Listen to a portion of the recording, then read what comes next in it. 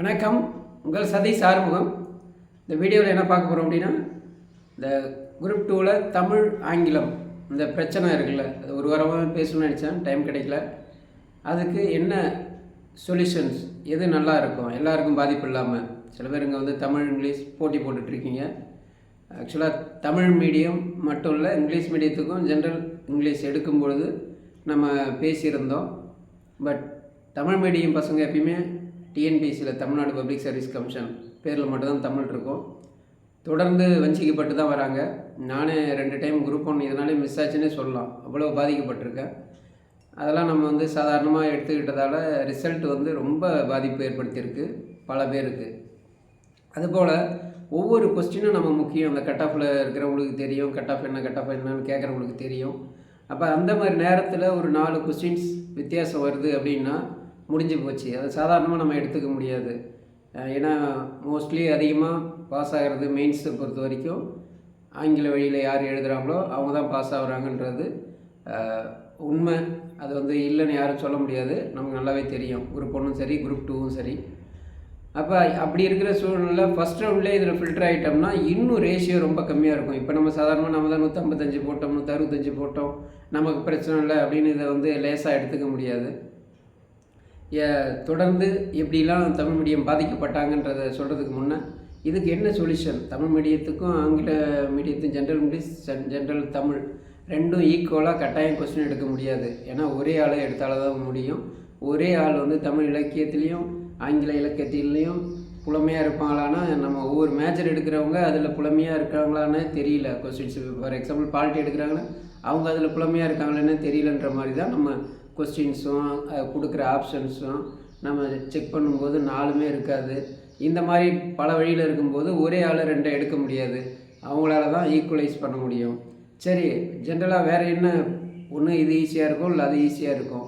சரி, ஒரு டைம் இது ஈஸி, ஒரு டைம் அது ஈஸி அப்படின்னா கூட அதுவே தப்பு தான். ஒவ்வொரு முறை ஒருத்தவன் ஒரு டைம் தான் எழுதுவான், அடுத்த டைம் எழுத மாட்டான்.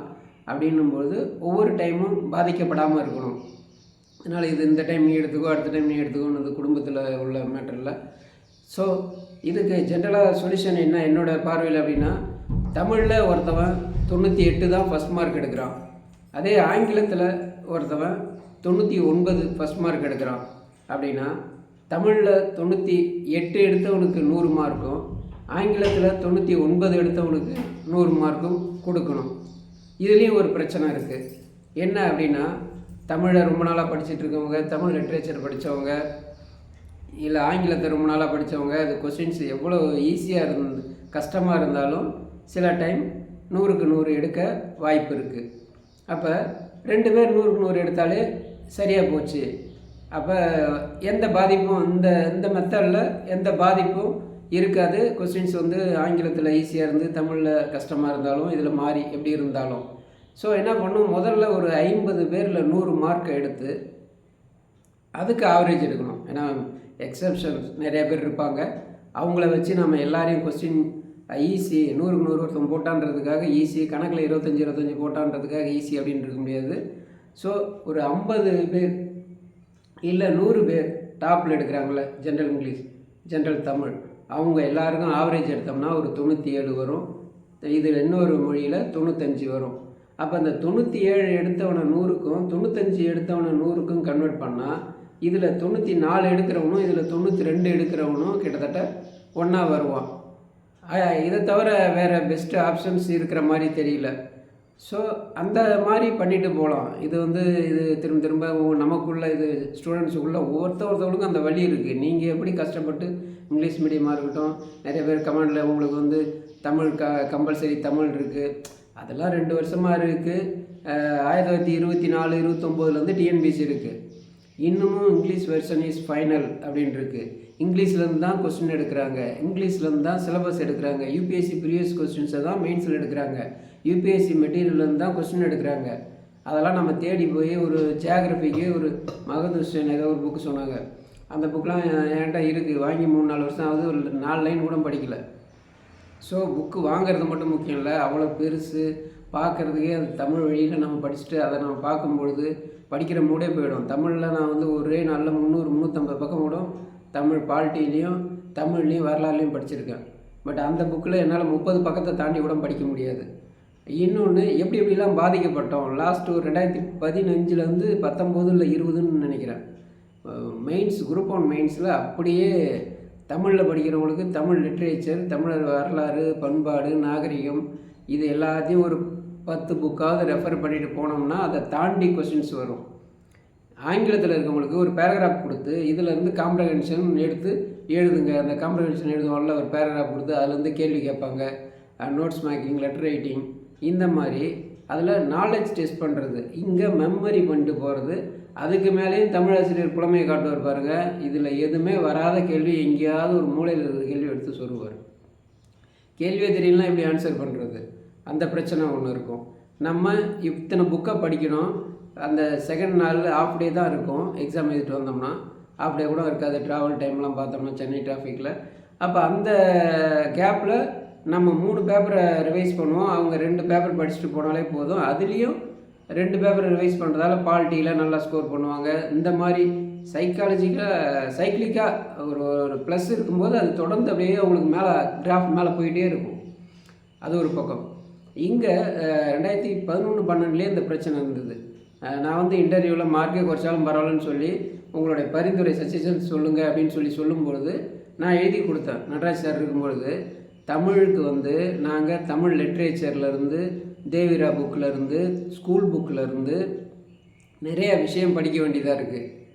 ஆனால் ஆங்கில வழியில் படிக்கிறவன் ஒரு சிபிஎஸ்சியில் இல்லை நல்ல மெட்ரிக்கில் நல்லா படித்தவன் அவங்களுக்கு ஆங்கில புலமை, அந்த எழுதுறது, மீனிங்ஸ், அந்த இலக்கிய புலமை இருந்தாலே அவங்களால 100, 98, 99 போட முடியுது. ஸ்கூல் புக்கு படிக்க வேண்டிய தேவையே இல்லை. அந்த ஒரு 3-4 வருஷம் அப்படி தான் இருந்தது. கிட்டத்தட்ட ஒரு 2-3 வருஷத்துக்கு முன்னே தான் ஒரு அதிகபட்சம் ஒரு 5 வருஷம் இருக்கும், ஈக்குவலைஸ் பண்ணாங்க. ஸ்கூல் புக்கையும் படித்தாதான் இங்கிலீஷ் மீடியம் எழுதலான்ற மாதிரி ஒரு லெவலுக்கு கொண்டு வந்தாங்க. இப்போ திரும்ப தமிழில் என்ன நடக்குது அப்படின்னா, இந்த புக்கு இப்போ இருக்கிற புக்கு சமச்சீர் புக், ஓல்டு பழைய புக்கு, சிறப்பு தமிழ், அது இல்லாமல் நிறைய கைடு மெட்டீரியல், தேவிரா தமிழ் இலக்கிய வரலாறு, தட்சிணாமூர்த்தி, இப்படி பல புக்கை படிச்சுட்டு அந்த ஒரு 5 மார்க்கு எக்ஸ்ட்ரா கேட்குற 5 மார்க் 10 மார்க்குக்கு இவ்வளோ புக்கை படித்து டெய்லி தமிழே கதின்னு கிடக்கும் பொழுது அதையும் தாண்டி ஒரு 5 கேள்வி கேட்கும்போது இன்னும் எவ்வளோ சிரமமாக இருக்கும். இதுக்கு போடுற எஃபர்ட் இன்னொரு மொழி ஆங்கிலத்துக்கு போட்டு ஈஸியாக உள்ளே போக முடியுது. ஒரு 5 கொஸ்டின்ஸ் கிட்டத்தட்ட சயின்ஸு, ஹிஸ்ட்ரி, இந்த மாதிரி இதெல்லாம் ஒரு 10 கேள்வி தான் கேட்பாங்க. ஹிஸ்ட்ரியை எத்தனை நாள் படிக்கிறோம் ஸ்கூல் புக்கை வச்சுக்கிட்டு. அப்போ இந்த ஈஸியாக ஒரு 5 மார்க் இது இங்கிலீஷ்லேயோ இல்லை தமிழ்லேயோ எடுக்க முடியும் வேறு லாங்குவேஜ்னும் போது அது அடிப்படை உரிமைக்கே எதிரானது. Article 14 equality before law. Tamil medium பசங்க எப்பயும் இங்கிலீஷுக்கு எஸ்எஸ்சி இருக்குது, அங்கே இருக்குது, இந்த மாதிரி ஒருத்தவங்க 2 பேர் இதுலேயும் இருக்காங்க அதுலேயும் இருக்காங்க, அவங்கள விட்டுருங்க. ஜென்ரலாக இருக்கிற பீப்புள் கேட்குறது அங்கெல்லாம் இருக்குது, அதனால் இங்கிலீஷ் மீடியத்துக்கு ஏதோ குறைச்சிடுங்க, இல்லை அவங்களுக்கு கஷ்டமாக வைங்க அப்படின்லாம் கேட்கல. எங்களுக்கும் ஈக்குவலாக ஆக்குங்க. கேட்குறது கிளியராக கேட்பாங்க. கொஸ்டின்ஸை தமிழில் எடுங்க. ஏன் இங்கிலீஷில் எடுத்து தான் ட்ரான்ஸ்லேட் பண்ணணுமா? ஆள் இல்லையா? தமிழில் எடுக்கிற அப்படின்னா தமிழ் புக்கு சில மெட்டீரியல் எடுங்க. இல்லை 50-50 இந்த மாதிரி சில விஷயங்கள் நிறையா இருக்குது. இது ஒருத்தவங்கள்ட்ட நீ தான் திறமையானவன் வச்சு நீ போ, அப்படியே இன்னொருத்தன் கத்தியை கொடுத்துட்டு அவன் வீக்காக இருந்தாலும் அவன் கத்தி எடுத்துகிட்டு போனான்னா வெறும் உடம்பை வச்சுட்டு இருக்கவன் ஜெயிப்பானா, கத்தி எடுத்துகிட்டு வச்சு ஜெயிப்பானா? So equal play, equal ground கொடுக்கணும். அதனால் இதை சீக்கிரம் இந்த இஷ்யூ சரி செய்யணும். இந்த எக்ஸாம்லேயே சரி செஞ்சால் ரொம்ப நல்லது. மாணவர்கள் உங்களுக்கான அழுத்தங்களை தொடர்ந்து பதிவு பண்ணிக்கிட்டே இருங்க. விரைவில் நல்ல தீர்வு கிடைக்க வாழ்த்துக்கள். வெற்றி நமதே, வேலை நமதே, நாளையும் நமதே.